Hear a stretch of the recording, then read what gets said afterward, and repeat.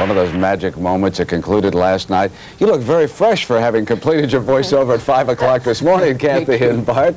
Bart, having watched our men, they've been terrific in this competition. Tell me how that bodes for the Olympics in Korea next year. I think really looking ahead towards '88, you have to remember we'll have to be able to count on Scott Johnson and Tim Daggett to lead the team. Scott has never looked better. He is so strong physically and mentally, better than I've ever seen him. Tim Daggett is coming off that neck injury, but he showed here he's a very gutsy performer, and I know we'll be able to count on him as well in 1988. We saw an opportunity to see also Brian Ginsberg and Charles Lakes and Tom Schlesinger and Kevin Davis, also 4 other members that should fit into that team. Yeah, Kathy, now the focus is on the women here in Indianapolis this week. What can we expect? Well, I've watched a couple workouts and the girls really look great. The difficult task is going to be the coaches, determining exactly which 6 will go on the floor. Christy Phillips looks very strong. Phoebe Mills probably will not compete. She's about 80%, but they don't want to risk this close on to World Championships. Other strong ones, Sabrina Marr looks great, and Stacy Gunthorpe, Kelly Garrison, so it's really going to be tough, but they should have no trouble in the team competition whatsoever. The competition will be amongst the United States. Great. We look forward to that live competition next week. See you both a little bit later. Now, still ahead of us, 2 of the most heralded amateur athletes in the...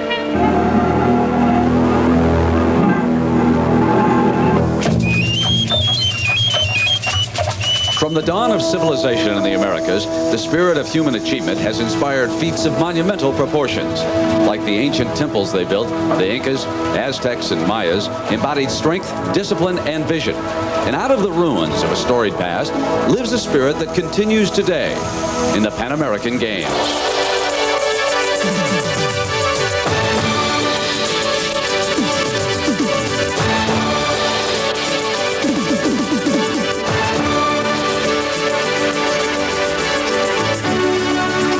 Began 2 weeks ago when Wilma Rudolph kindled the Pan American torch. And from the start, we've marveled at outstanding individual feats. Sylvia Pohl of Costa Rica swam her way to 8 medals, including 3 golds.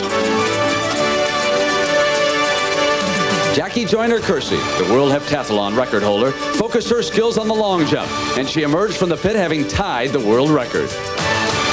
Carl Lewis made a dramatic run at the men's long jump record set by Bob Beeman at the '68 Olympics.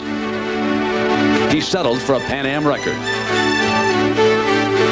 Greg Louganis struck gold in both the platform and springboard events for the 3rd straight time in Pan Am competition. And today, gymnast Christy Phillips tries to match this excellence. She goes for the gold in the all-around competition. In boxing, world champion Kenneth Gould of the U.S. meets Cuban slugger Juan Lamas. He has the power to turn out the lights.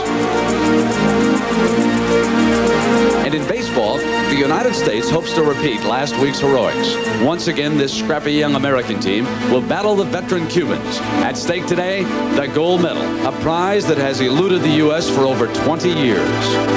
Yes, for the last 3 weeks, Indianapolis has played host to over 5,000 athletes of the Americas. They have come from a record 38 countries and are here participating in 30 different sports. This is the largest international athletic competition of 1987, the Olympics of the Western Hemisphere.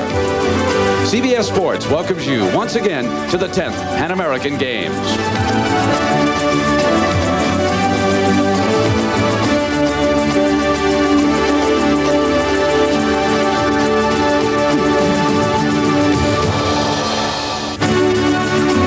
Indianapolis being Christy in leading contention for today's all-around gold medal. What was unexpected is that coming into this competition, she would trail her teammate, Sabrina Marr. So a gold medal duel shapes up there, and we will have that for you live, also at about 3 Eastern Time. Smartest oil change you can make.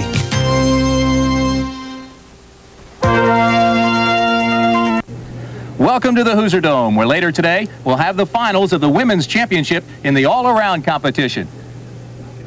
And hello again, everybody. I'm Tim Brandt, along with Olympic medalist Kathy Johnson and Bart Conner. The United States women won the gold in the team competition earlier this week, breaking the old record by nearly 2 points, a record set way back in 1963 by the United States team. And Kathy, I'm wondering how indicative that win is to the strength of this team on worldwide competition.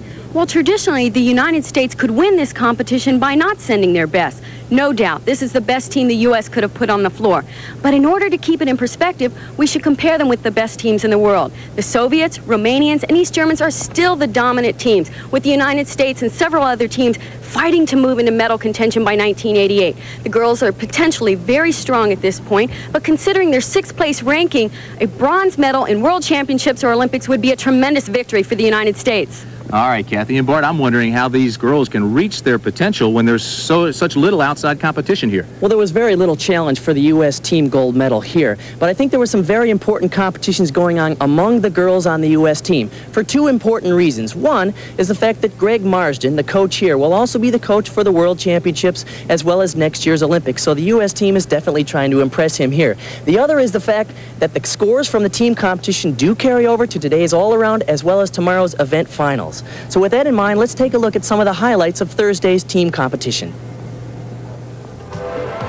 Christy Phillips set an early pace for the U.S. team with a very strong vault performance.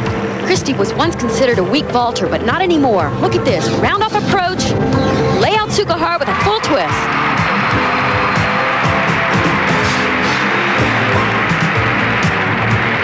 Head coach Greg Marston liked that. The highest score of the competition was posted by another Bella Caroli student, Rhonda Fain. Definitely the class of the meet here. Look at the height and the distance on that vault and a perfect landing.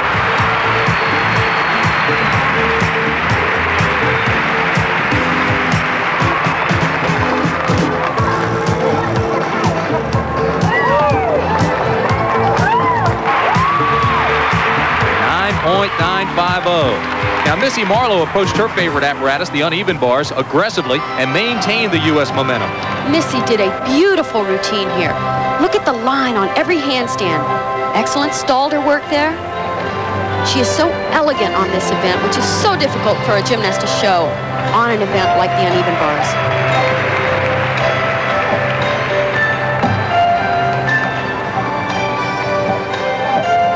Nice giant swing and a comb in each dismount in a tucked position.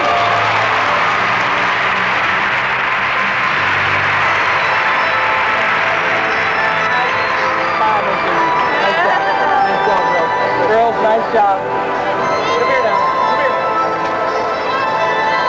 here. But perhaps the most consistent performer was Sabrina Marr. Sabrina is really tough in competition, and she shows that here on balance beam. Gainer layout, little bend in the knee, really the only deduction in the routine thus far.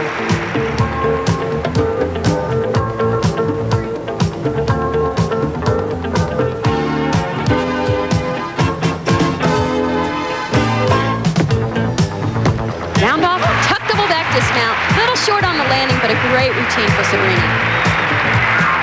It was as if Sabrina Marr was making a statement. Marr was on crutches earlier in the year. She was unable to compete in the American Cup, but she's back. You would have never known she had recently broken an ankle. She started with a layout double back.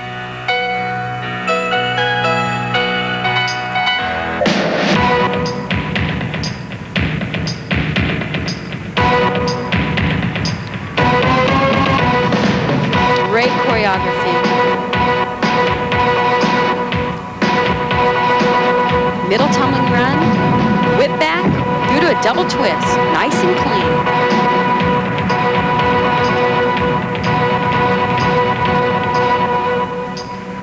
Every move is sharp and exact.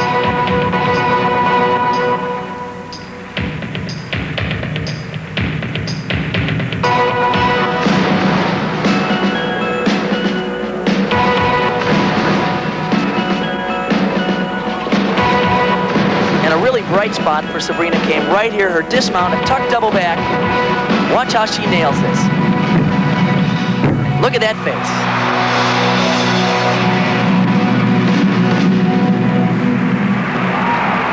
And somewhat surprisingly, Sabrina Marr is the top scorer for the U.S. team.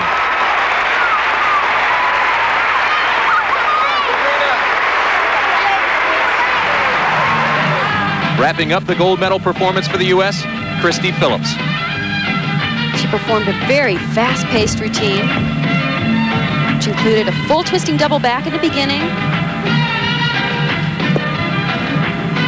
not one of the strongest tumblers, but boy, can she pull it out when she needs to. Watch this last pass.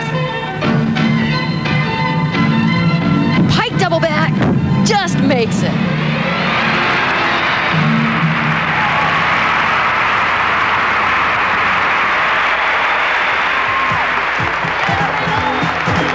So the United States women, with an impressive overall performance, won the gold with a record score. And the final standings look like this. The United States finished first by almost 10 points over Cuba. A 10-point lead in gymnastics is equivalent to a 100-point lead in basketball. So the U.S. win was indeed emphatic. And we'll be back for a look at today's all-around competition in just a moment. Where coming up shortly, we'll have the finals of the all-around competition in women's gymnastics. Right now, let's take a look at the standings as we prepare for the finals. Now, these scores are obtained by taking half of the total points achieved during the compulsory and optional routines. Sabrina Marr of the United States is the leader. Christy Phillips is second. Kelly Garrison-Steeves is third, so it's all U.S. Now, here are the point totals for 4th, 5th, and 6th place, and you can see that 2 more United States women finished 4th and 5th. However, because of the rules, only 3 members of each team are allowed in the all-around competition, so those women were replaced, and the standings will look like this for today's championships. And right now, Kathy Johnson is with our leader, Sabrina Marr. Sabrina, just 6 months ago, you were on crutches with a broken ankle. Now you find yourself in first place going in today's all-around competition. Must be a remarkable boost of confidence. It is a great boost, this being only my second major meet, and I think it's going to help me in today's all-around competition. What's it going to take for Sabrina Marr to win the all-around? Just mainly aggressiveness and confidence, making sure that I hit everything perfectly. Are there any critical points in the competition that when they're done, you can sigh kind of a breath of relief and know that you'll be all right? You can't really breathe a sigh of relief until you're all done with the whole competition. And being last on bars, I think I'm going to be the very last competitor. All right. Thanks a lot, Sabrina, and good luck. Back to you, Tim. All right, Kathy, and she mentioned aggressiveness. I guess that's the key, Bart, especially going up against a Christy Phillips, who was just hundredths of a point off that lead. Except for I've noticed the fact that Christy has looked, as I said earlier this week, Bella-less this week. Bella Caroli is not here, and Christy's used to having Bella here. He brings such an intensity and an excitement. He always brings the best out of his performers. So if Christy Phillips is going to do it today, she's going to have to do it without the help of Bella Caroli. So we're all set. It's a United States finish. And when we come back, it'll be the all-around competition. Fans here in Indianapolis, over 14,000 expected here today, and I'm sure they'll be vocal this afternoon since there are 3 Americans at the top of the leaderboard. And the truth of the matter is the United States team is in a class of its own here in the Pan American Games. Tim Brand along with Kathy Johnson and Bart Connor, and only fractions separate the leaders, Kathy. All 3 of these girls performed extremely well in the team competition. However, both Sabrina and Christy have areas in which they can improve on today. Sabrina was a little rough at the end of her bar routine, so potentially she could score even higher today. And Christy Phillips fell off on a very basic move, a full turn on beam, so we can expect to see her do better there as well. But if either Sabrina or Christy have trouble, Kelly Garrison-Steeves will be right there to move into first place. And while we prepare for the finals, all right, Brent, welcome back to the Hoosier Dome, where we are expecting more than 14,000 fans for the finals of the Women's Championship in the all-around competition. Now, the top 3 performers are from the United States. In first place is Sabrina Marr, followed by Christy Phillips and Kelly Garrison-Steeves. Their scores have been achieved by taking half of their total score from both the compulsory exercises and optional routines. Actually, members of the United States team finished 4th and 5th. Missy Marlowe and Hope Spivey you can see there, but only 3 members from each team are allowed in the final round of this competition, so the U.S. gymnasts have been replaced. And hello again, everybody. I'm Tim Brand along with Kathy Johnson and Bart Connor. And